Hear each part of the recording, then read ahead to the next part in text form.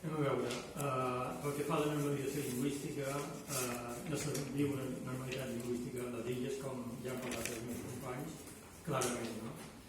L'Assemblea en aquell moment va aglutinar tota aquesta manifestació impressionant que no s'havia donat mai a les illes, la major de la història, com han dit alguns dels companys, gràcies a que el moviment de pares, tot el sistema educatiu balear i els professors se van implicar i se van implicar, més enllà de sindicats i tot l'aparell polític que hi havia en aquell moment. Normalitat lingüística no n'hi ha ara mateix, o sigui, això és una entelèquia.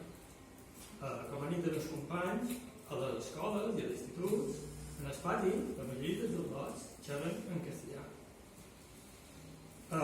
Si no se posen remei en això carregarà el pitjor. A Catalunya passa el mateix, però és que no som els únics. És que al País Valencià passa el mateix. A Catalunya i aquí passa el mateix.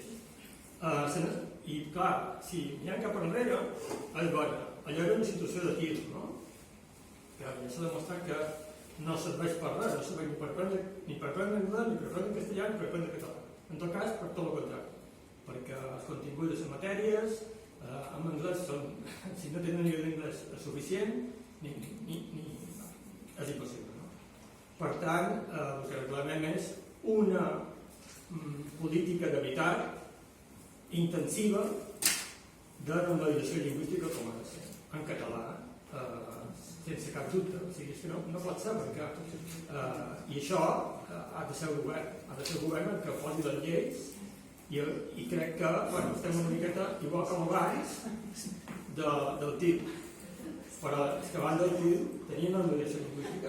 O sigui, la norma del català és la llengua normal que s'usa a la societat, difícilment, i si no se passa a les escoles, després els adults ja xerraran una altra llengua, no xerraran català. Això és tot.